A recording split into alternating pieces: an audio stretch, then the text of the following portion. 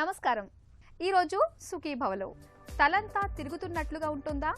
తాగునీటి పైపుల్లో క్యాన్సర్ కారకాలు, చలికాలం జుట్టు భద్రం, క్యాన్సర్ చికిత్స తరువాత డాక్టర్ని కలుస్తుండాలా?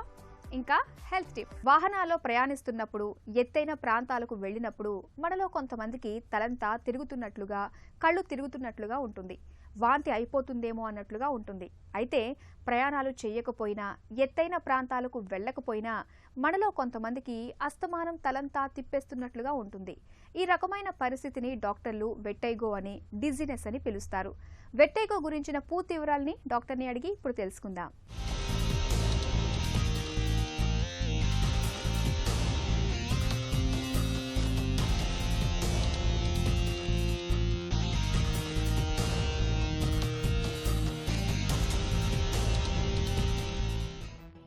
కళ్ళు తిరుగుతున్నట్లుగా, తలంతా తిప్పేస్తున్నట్లుగా, వాంతి అయిపోతున్నట్లుగా అనిపించడం. ఈ రకమైన బాధలు మనలో చాలా మందికి ఏదో ఒక సందర్భంలో అనుభవంలోకి వచ్చే ఉంటాయి. కొంతమంది తమకు తల తిరుగుతున్నట్లుందని అంటారు. ఇంకొందరు కళ్ళు తిరుగుతున్నాయని, మరికొందరు చుట్టూ ఉన్న వస్తువులన్నీ గిర్రున తిరుగుతున్నట్లు కనిపిస్తున్నాయని అంటూ ఉంటారు. తమను ఒక్కసారిగా నిస్సత్వ ఆవహించిందని, శరీరం తేలిపోతున్నదని అంటుంటారు. ఇలా అనేక మంది ఒకే సమస్యను అనేక రకాలుగా వివరిస్తారు.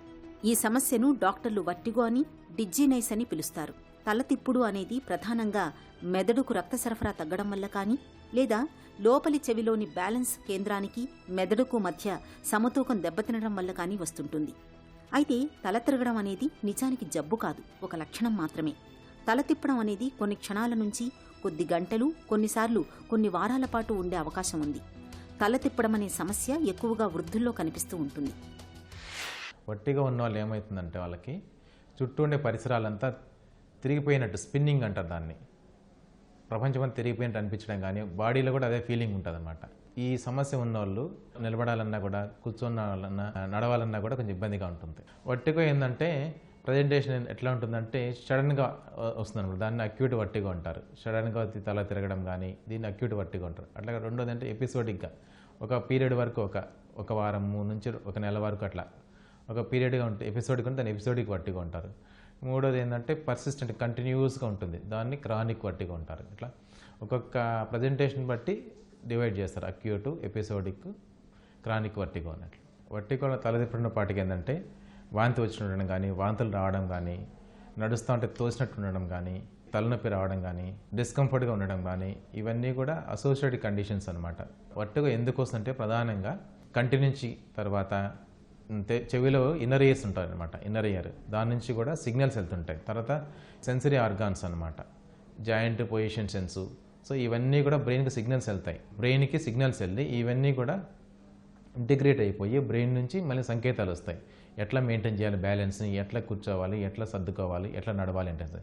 ఎప్పుడైతే దీంట్లో అబ్నార్మల్ అనిపించి సిగ్నల్స్ వచ్చాయనుకోండి, చెవి నుంచి కానీ, తర్వాత కంటి నుంచి కానీ, తర్వాత ఈ పొజిషన్ సెన్స్ కానీ, ఇవన్నీ కూడా బ్రెయిన్కు అబ్నార్మల్గా సిగ్నల్స్ వెళ్ళినప్పుడు, దాంతోపాటుగా బ్రెయిన్లో కూడా తేడా ఉన్నప్పుడు, బ్రెయిన్ ఇన్ఫెక్షన్స్ కానీ ఏమైనా ట్యూమర్స్ ఉన్నప్పుడు ఈ ఇంబ్యాలెన్స్ వల్ల ఈ వట్టికి వచ్చే ఛాన్స్ ఉంటుందన్నమాట.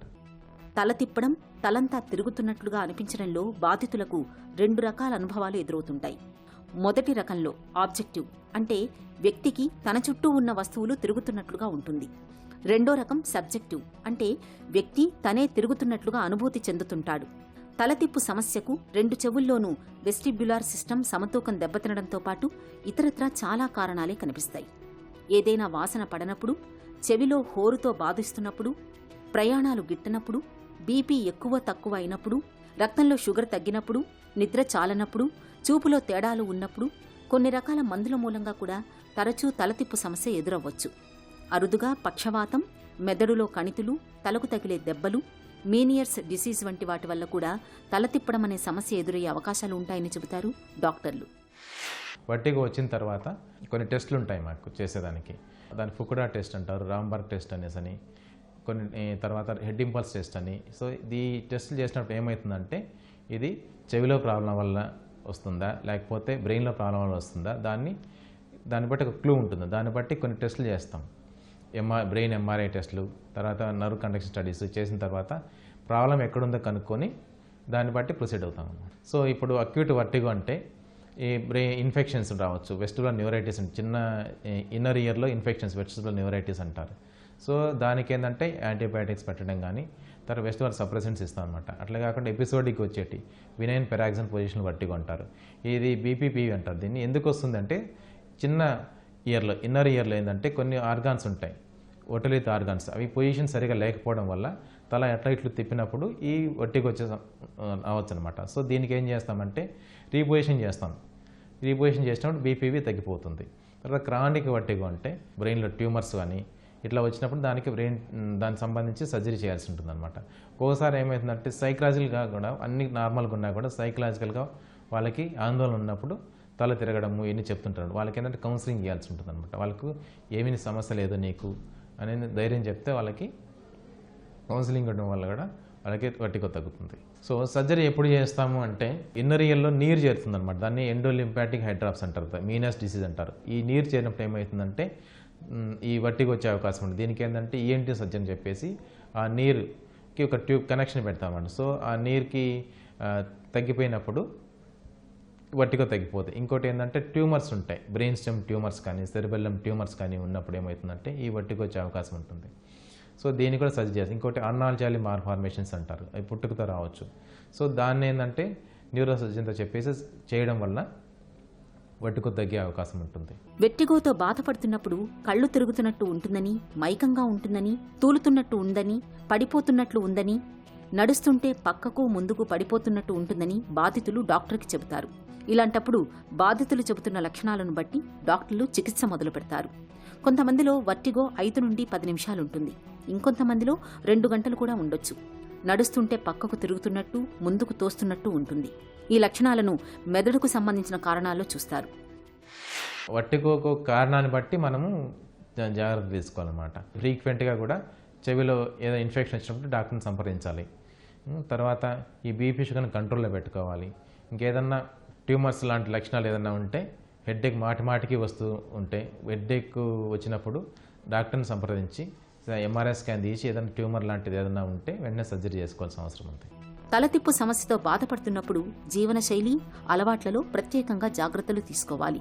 ఈత కొట్టడం, మంటలకు దగ్గరగా ఉండడం, వాహనాలు నడపడం వంటి వాటికి దూరంగా ఉండడం మంచిది. మానసిక ఒత్తిడి, ఆందోళనల్ని బాగా తగ్గించుకోవాలి. రోజువారీ ఆహారంలో కొవ్వు పదార్థాల్ని తక్కువగా తీసుకోవాలి. రక్తపోటు, షుగర్తో బాధపడుతున్నప్పుడు వెట్టిగో వచ్చే అవకాశం ఎక్కువ. అందుకని వీటిని చక్కగా అదుపులో ఉంచుకోవాలి. పొగ, మద్యం జోలికి వెళ్లకుండా ఉండాలి. రోజూ కాసేపు వ్యాయామం చేయడం వెట్టిగో బాధితులకు ఎంతో మేలు చేస్తుంది. ఇలా జీవనశైలిలో అన్ని రకాలుగా తగిన జాగ్రత్తలు తీసుకుంటూ క్రమం తప్పకుండా మందులు వాడుతూ ఉంటే తలతిప్పు సమస్య నుంచి త్వరగానే బయటపడొచ్చు. మిగతా సీజన్లతో పోలిస్తే చలికాలంలో మన జుట్టుకు చాలా చిక్కులే ఎదురవుతూ ఉంటాయి. వాతావరణంలో తేమ శాతం తక్కువగా ఉండటంతో జుట్టంతా ఇట్టే పొడిబారిపోతుంటుంది. వెంట్రుకలన్నీ కాంతిహీనంగా మారిపోతుంటాయి. జుట్టు కొసలు చిట్లి గుర్రపు వెంట్రుకల్ని తలపిస్తూ ఉంటాయి. అయితే సీజన్ మార్పులకు తగ్గట్టుగా చలికాలంలో జుట్టు సంరక్షణ విషయంలో కొన్ని ప్రత్యేక జాగ్రత్తలు తీసుకుంటే మంచి ఫలితం ఉంటుంది.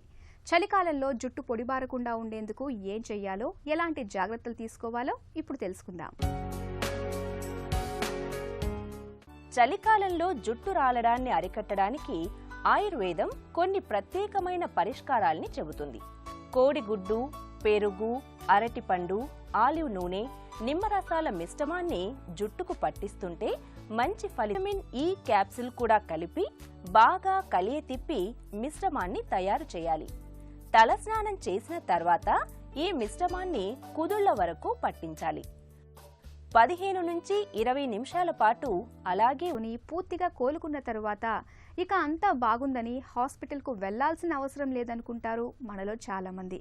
నిజానికి క్యాన్సర్ చికిత్స పూర్తయినప్పటికీ, సంపూర్ణంగా కోలుకున్నప్పటికీ తరచూ డాక్టర్ని కలుస్తూ ఉండటం చాలా ముఖ్యం. క్యాన్సర్ చికిత్స తరువాత కనీసం 2-3 ఏళ్ల పాటు ఫాలోఅప్ కేర్లో ఉండాలని, అది చాలా అవసరమని చెబుతారు డాక్టర్లు. క్యాన్సర్ నుంచి కోలుకున్నాక కూడా తరచూ డాక్టర్ని కలవాల్సిన ఆవశ్యకత గురించి డాక్టర్ని అడిగి ఇప్పుడు తెలుసుకుందాం.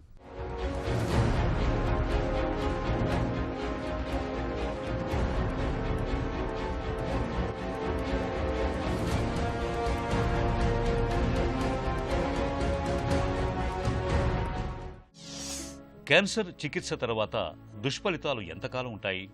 పూర్వం వాళ్ళ ఫ్యామిలీలో గత కాలంలో ట్రీట్మెంట్ వల్ల వచ్చిన సైడ్ ఎఫెక్ట్స్ని మనం దృష్టిలో పెట్టుకొని చాలామంది క్యాన్సర్ ట్రీట్మెంట్ చేయించుకుంటే అందవిహీనంగా తయారవుతాము, అంగవైకల్యం వస్తుంది, అలాగనే విపరీతంగా సైడ్ ఎఫెక్ట్స్ వస్తాయి, ట్రీట్మెంట్ చేసినప్పుడు చాలా బాధలు పడాల్సి వస్తుంది, ట్రీట్మెంట్ వల్ల మనం మరణించాల్సి వస్తుందని చాలా భయపడుతూ ఉంటారు. ఇదంతా పెద్ద అపోహ మాత్రమే. కాబట్టి ఒకప్పుడు ఇలాంటి పరిస్థితులు ఉండడం మాట నిజం. కానీ ఈరోజు ఉన్న అడ్వాన్స్డ్ టెక్నాలజీ, ప్లాస్టిక్ రీకన్స్ట్రక్టివ్ సర్జరీలో ఉన్న అడ్వాన్సెస్ వల్ల, అలాగనే మినిమలీ ఇన్వేజివ్ సర్జరీ అంటే లాప్రోస్కోపిక్ సర్జరీ, రోబోటిక్ సర్జరీ వల్ల సర్జరీలు అన్నవి చాలా తక్కువ కష్టంతో, తక్కువ ఖర్చుతో కూడా తొందరగా రికవర్ అయ్యే విధంగా ఈరోజు మనం ట్రీట్మెంట్ చేసే అవకాశాలు మెండుగా ఉన్నాయి. అలాగనే మెడికల్ ఆంకాలజీ, పూర్వం ఏంటంటే సైడ్ ఎఫెక్ట్స్ ఎక్కువగా ఉండే ట్రీట్మెంట్స్ మాత్రమే ఒకప్పుడు అందుబాటులో ఉండేవి. ఎందుకంటే క్యాన్సర్ సంబంధించిన మందులు ఏవైతే ఉంటాయో అవి క్యాన్సర్ కణానికి, క్యాన్సర్ కాని కణానికి మధ్యలో డిఫరెన్షియేట్ చేయలేదు. కాబట్టి త్వరితగతిన విభజన చెందుతున్న అన్ని కణాలని అది డ్యామేజ్ చేయడం వల్ల సైడ్ ఎఫెక్ట్స్ ఒకప్పుడు ఎక్కువగా వస్తుండేవి.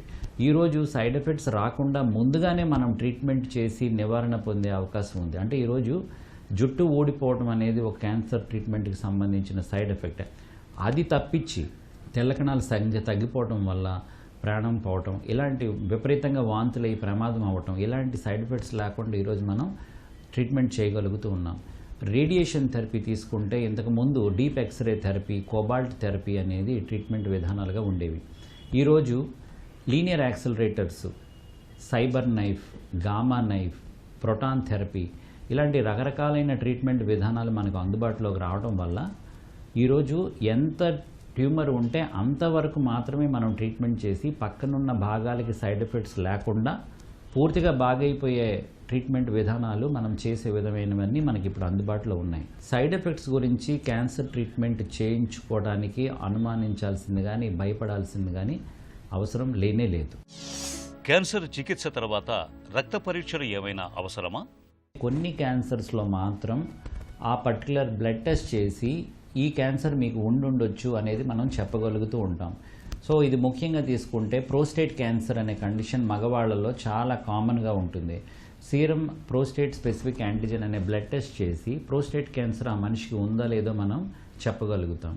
అలాగనే అండాశయం క్యాన్సర్లో CA-125, బీటా హెచ్సిజీ, ఆల్ఫా ఫీటోప్రోటీన్ అనే బ్లడ్ టెస్టుల ద్వారా ఆ పర్టికులర్ వ్యక్తిలో ఉన్న ఓవేరియన్ ట్యూమర్, అండాశయంలో ఉన్న ట్యూమర్ అది క్యాన్సర్ అయ్యి ఉండొచ్చా కాదా అనేది కూడా మనం చెప్పడానికి అవకాశం ఉంటుంది. అలాగే కార్సినో ఎంబ్రియోజెనిక్ యాంటిజెన్ అనే టెస్ట్ ద్వారా పెద్ద పేగులో ఏదైనా క్యాన్సర్ ఉందా అనేది మనం చెప్పగలుగుతాం.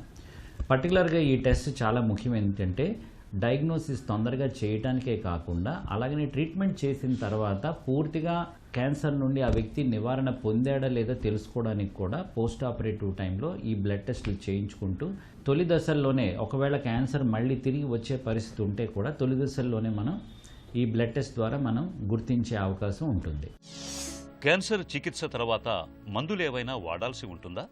ఈ క్యాన్సర్ ట్రీట్మెంట్ అయిన తర్వాత చాలా కొద్ది మందికి మాత్రం క్యాన్సర్కి సంబంధించిన హార్మోనల్ టాబ్లెట్స్ అవి ఇవ్వడం జరుగుతుంది. అంటే బ్రెస్ట్ క్యాన్సర్ పేషెంట్స్లో ఈ యాంటీ ఈస్ట్రోజెన్స్ అనే డ్రగ్స్ ఒక 5 years వరకు వాడుకోవాల్సి వస్తుంది. అలాగే ప్రోస్టేట్ క్యాన్సర్లో కూడా హార్మోనల్ థెరపీ కొద్ది కాలం వాడుకోవాల్సి వస్తుంది. అంతే తప్ప ఒకసారి క్యాన్సర్ ట్రీట్మెంట్ అయిపోతే క్యాన్సర్కి సంబంధించిన ట్రీట్మెంట్ జీవితాంతం వాడుకోవాల్సిందనేది అసలు ఏమీ లేనే లేదు. క్యాన్సర్ చికిత్స తర్వాత జీవన సరళి ఎలా ఉండాలి?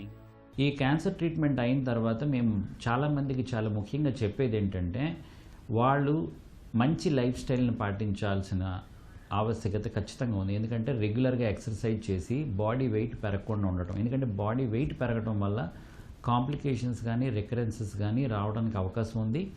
వేరే రకమైన క్యాన్సర్లు కూడా వాళ్ళకి రావడానికి అవకాశం ఉంది. అలాగనే సమతుల్యమైన ఆహారం తీసుకోవడం వల్ల క్యాన్సర్ మళ్ళీ రికరెన్స్ రాకుండా మనం ఆరోగ్యంగా ఉండేదానికి అవకాశం ఉంటుంది. క్యాన్సర్ చికిత్స తర్వాత ఎంతకాలం పాటు డాక్టర్ని కలుస్తుండాలి?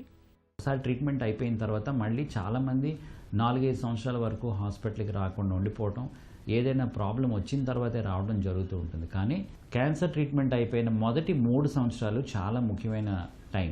ఈ టైంలో మాత్రం 4 నెలలకు ఒకసారి కానీ 6 నెలలకు ఒకసారి కానీ ఖచ్చితంగా ఆంకాలజిస్ట్ని సంప్రదించి ఎగ్జామినేషన్ చేయించుకొని అవసరమైన టెస్టులు ఏమైనా ఉంటే వాళ్ళు రికమెండ్ చేస్తే అవి చేయించుకోవాలి. 3 నుండి 5 సంవత్సరాల వరకు 6 నెలలకు ఒకసారైనా డాక్టర్ గారిని సంప్రదించాలి. 5 సంవత్సరాల తర్వాత కనీసం సంవత్సరంకి ఒకసారైనా వాళ్ళు ఫాలోఅప్ ఎగ్జామినేషన్లో ఉండాలి. ఈ ఫాలోఅప్ ఎందుకు చేస్తామంటే మొదట ట్రీట్మెంట్ చేసిన క్యాన్సర్కి సంబంధించిన లక్షణాలు మళ్ళీ కనిపించవచ్చు కాబట్టి వాటిని తొందరగా ఐడెంటిఫై చేయటం, అలాగనే ఒకసారి క్యాన్సర్ ట్రీట్మెంట్ తీసుకుంటే వాళ్ళకి వేరే దగ్గర క్యాన్సర్ వచ్చే అవకాశం మిగతా వాళ్ళకన్నా ఎక్కువ ఉంటుంది కాబట్టి ఆ క్యాన్సర్స్ను కూడా మనం తొందరగా గుర్తించే అవకాశం ఉంటుంది. అలాగనే ప్రతిసారి పరీక్ష చేసినప్పుడు మొదట క్యాన్సర్ ట్రీట్మెంట్ చేయించుకున్నప్పుడు వచ్చిన వాళ్ళ బాడీలో చేంజెస్ కానీ వాటికి సంబంధించిన వాటిలో వాళ్ళకి కాన్ఫిడెన్స్ క్రియేట్ చేసి చిన్న చిన్న మైల్డ్ లైఫ్ స్టైల్ మోడిఫికేషన్స్ కానీ ఫిజియోథెరపీ లాంటివి ఇప్పించడానికి, న్యూట్రిషనల్ కౌన్సిలింగ్ చేయడానికి, అలాగనే ఒరిజినల్గా పొగ తాగేవాళ్ళు అలవాటు ఉంటే వాళ్ళు మళ్ళీ మొదలు పెట్టకుండా ఉండడం కోసం కౌన్సిలింగ్ చేయడానికి ఈ ఫాలో పీరియడ్ అనేది మేము ఉపయోగించుకుంటూ ఉంటాం. క్యాన్సర్ చికిత్స తర్వాత సాధారణ జీవితం గడపచ్చా? వాళ్ళకి ఫిజికల్ డిజబిలిటీ లేకపోతే రెగ్యులర్గా ఫాలోఅప్ చేసుకుంటూ మేము చెప్పిన లైఫ్ స్టైల్ మోడిఫికేషన్స్ చేసుకుంటూ వాళ్ళు రెగ్యులర్గా ముందు ఏ పని అయితే చేసుకుంటున్నారో ఆ వృత్తి పని చేసుకోవచ్చు, జాబ్ జాయిన్ అవ్వచ్చు. చాలామంది భయపడుతూ ఉంటారు. క్యాన్సర్ ట్రీట్మెంట్ అయినాక మళ్ళీ మమ్మల్ని అడుగుతూ ఉంటారు కూడా, మేము ఆడమగా కలవచ్చా, సంసారం సాగించవచ్చా అని. వీటిలో ఎటువంటి ఇబ్బంది లేదు. వాటి వల్ల ఎదుటి వ్యక్తికి వచ్చేది కానీ ఎదుటి వాళ్ళకి ప్రమాదం జరిగేది కానీ ఈ పేషెంట్కి మళ్ళీ తిరిగి క్యాన్సర్ వచ్చే అవకాశం కానీ లేదు. ఫర్ ఎగ్జాంపుల్ మీ అందరికీ తెలిసిన చాలామంది ఫిల్మ్ యాక్టర్స్ మళ్ళీ క్యాన్సర్ ట్రీట్మెంట్ అయినాక సినిమాల్లో మళ్ళీ నటించడం, అలాగనే యువరాజ్ సింగ్ లాంటి వాళ్ళు తిరిగి మళ్ళీ ఇంటర్నేషనల్ క్రికెట్ కూడా ఆడిన సందర్భాలు ఉన్నాయి. సో వీళ్ళందరినీ చూస్తే మనకు తెలిసేది ఏంటంటే, అవగాహన మనం కలిగించుకోవాల్సింది ఏంటంటే, ఈ ట్రీట్మెంట్ పూర్తి అయిపోయిన తర్వాత మళ్ళీ మీరు మామూలుగానే ఫిజికల్ డిజబిలిటీ ఏమీ లేకపోతే మామూలుగా మన జీవితంలో మనం మామూలుగానే లైఫ్ సాగించవచ్చు. చికిత్స తీసుకున్న తరువాత కూడా కొన్ని సందర్భాల్లో క్యాన్సర్ మళ్ళీ తిరగబెట్టే అవకాశం ఉంటుంది. కాబట్టి క్యాన్సర్ నుంచి కోలుకున్నప్పటికీ ముందు జాగ్రత్తగా తరచూ డాక్టర్ని కలుస్తూ ఉండాలి. అవసరమైన పరీక్షల్ని చేయించుకుంటూ ఉండాలి. ఇక ఈరోజు కార్యక్రమాన్ని ముగించే ముందు ఆంధ్ర హాస్పిటల్ సమర్పించే ఒక చిన్న చిట్కా మీకోసం. చలికాలంలో కీళ్ల నొప్పులు బాధిస్తున్నప్పుడు వేడి నీళ్లతో కీళ్లపై కాపడం పెట్టుకోవడంతో పాటు కీళ్లను మృదువుగా మద్దనా చేయండి. కీళ్ల నొప్పులు త్వరగా ఉపశమిస్తాయి. సుఖీభవ కార్యక్రమానికి సంబంధించి మీ విలువైన సూచనలు, సలహాలని వెంటనే మాకు రాయండి. మా చిరునామా Sukhibhava, ETV, Ramoji film city, Hyderabad 501-512 లేదా sukhibhava@etv.co.in కు మెయిల్ చేయండి.